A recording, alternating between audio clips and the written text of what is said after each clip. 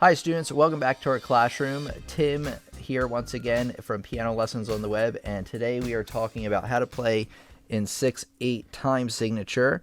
So the important thing to keep in mind about 6/8 as opposed to 4/4 is that when you are talking about 4/4 time signature, this is how I read every time signature, by the way. The top number, this tells you that there are 4 of something, right? And then the bottom number, if you actually get rid of that top number, turn it into a 1, have it 1 over 4. This is telling you that there are 4 quarter notes in each measure. So if we have 6/8, it's going to mean that we have 6 eighth notes in each measure. So give me a chance to get this up here, and we'll take a look together. So there we go, 6/8. So there's a lot of implications as to what this does. So you have 6, equal to, by the way, 6 eighth notes in each measure, 6 eighth notes, which means you can have half notes, you can have quarter notes, you can have a different combination of notes. It doesn't mean that there are 6 notes in each measure. There are 6 equal to 6 eighth notes in each measure, so 6 beats. So the one thing you got to keep in mind now is that the top number tells you how many beats in a measure. Bottom number tells you that what note gets 1 beat. So if it's 4, that's the quarter note. If it's an 8, that's an eighth note. If it's ever a 16th, that's a 16th note. So that's how it works. You just put 1 over the top number and then the bottom number. So 1 over 8 is the eighth note. So you can have 6 eighth notes in each measure. Let me write this out. This is the simplest form or way I can explain 6/8. That's really easy to visualize. That's if it will let me draw it here, hopefully without any problems. Okay, here we go.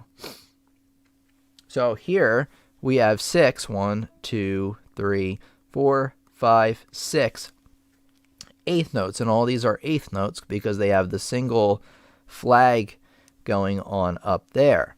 So you would just count that very simply as 1, 2, 3, 4, 5, 6 on the piano. In fact, let's get everything up here. 1, 2, 3, 4, 5, 6. The thing to keep in mind about 6/8 as well is you may have noticed that they are beamed into groups of 3, 2 groups of 3 to be exact. And that's going to come into play later when we talk about another way to count in 6/8. Now the thing is that I want you to ask yourself a question for a minute.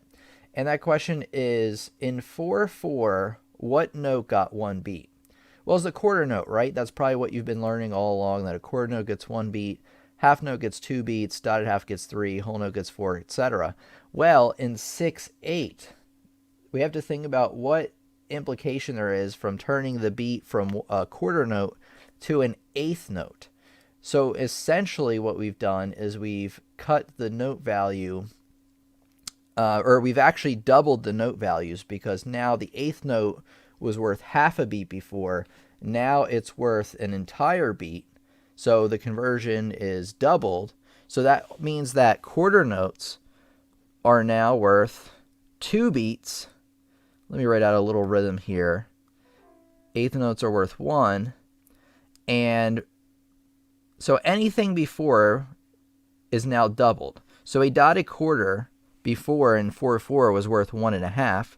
Well, 1.5 times 2 is 3. So now that gets basically what the dotted half note got before. So remember that quarter note now gets 2 beats. So this is going to take up 1, 2. Beat 3 is going to be here. And then 4, 5, 6. Just like that. So it's going to be counted as 1, 2, 3, 4, 5, 6. Just like that. Okay, let's continue here. Let's do maybe a couple more examples of notes. How about the half note? How many beats did a half note get in 4/4? Well, it got 2 beats in 4/4, right? So now it's going to get what? 4, because it's now doubled. So this is actually going to get beats 1. Let me get the pen out here.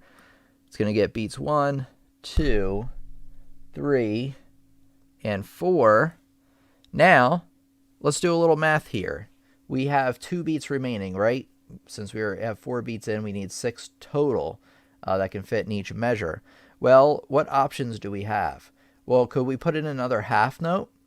Well, no, right? Because a half note's now worth 4, and then giving another 4 would give us 8, so we'd have 2 too many. But what about a quarter note? Well, you may be thinking a quarter note's worth 1, right? Wrong. It used to be worth 1, and now it's worth 2. This is the most confusing thing I came across when I first started learning 6/8 way back when, was remembering that now the quarter note, which I learned so long was 1 beat, is now worth 2. So you got the half note worth 4, and then that last quarter is going to take up beats 5 and 6, the last 2 beats. 1, 2, 3, 4, 5, 6. Just like that. All right, let's do a couple more examples just so you get the idea. What about, actually, I want to do really just one more example in terms of note values. Or actually 2. What about a dotted half note? How many beats does a dotted half note get now? Well, it got how many in 4/4? 3, right? Well, now it's doubled, so it's going to take up all 6 beats. There's no reason to play any more notes into this measure. So this takes up 1, 2, 3, 1, 2, 3, 4, 5, 6. Just like that. Let's talk about 16th notes for a second to just kind of put everything in perspective. So how about we do, I don't know, like an eighth and then 2 16th notes.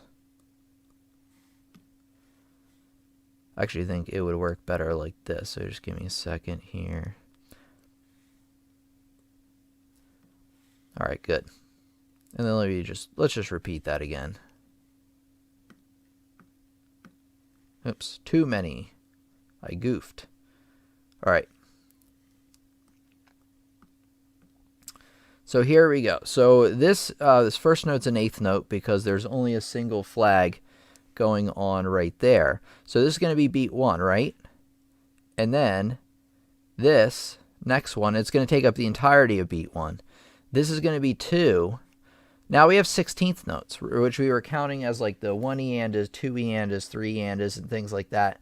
Well, now instead of getting quarter of a beat, it only gets half of a beat. So we're going to count this as 1, 2, and then 3, 4, and 5, 6, and. So you're almost pretending like these now are quarter, eighth, eighth, quarter, eighth, eighth. That's what they would be in 4/4. So 1, 2, and 3, 4, and 5, 6, and. Just like that. If you're a little confused on that part, that's understandable. Just know, get the general basis that everything now is worth doubled what it was before. And now you're counting to 6 rather than 4. And that's really all there is to it. There's one more thing I want to bring up about 6/8. Now, if you want to get better at 6/8, what should you do? Think about it. What should you do? What have I been telling you? And maybe it is your first time here.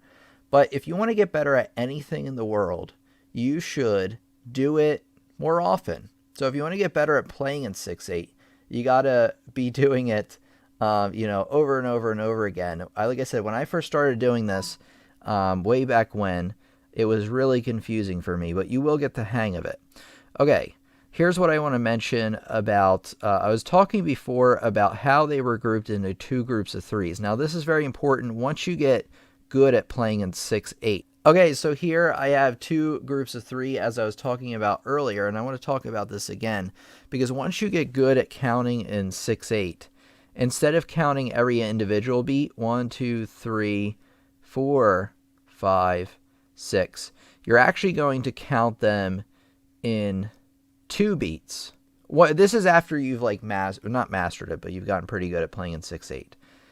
So you still play all 6 counts with the piano.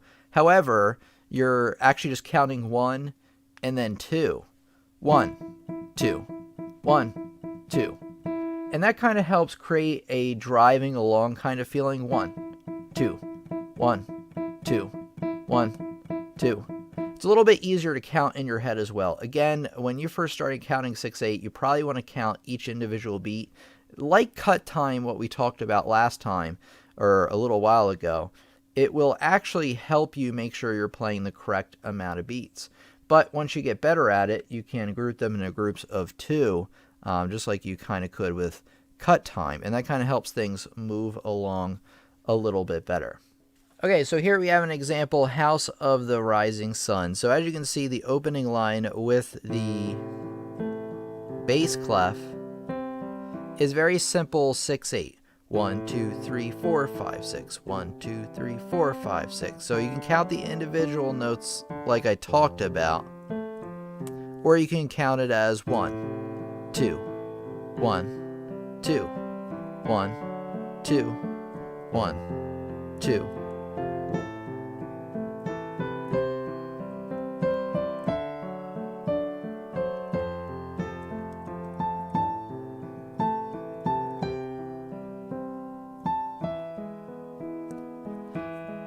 So 1, 2, 1, 2. So as you can see, you can count it in those two different ways. So there's a very good piece actually to start out with, House of the Rising Sun. I hope you enjoyed our lesson today. If you're looking to learn more, learn a lot more about piano and all things related, music theory, improvisation, ear training, and a lot more, head over to pianolessonsontheweb.com and take a look at what my courses can offer you there. Use code YouTube to get 15% off. It's a great way to both learn a lot more about piano music and support the channel at the same time. So go over to pianolessonsontheweb.com today.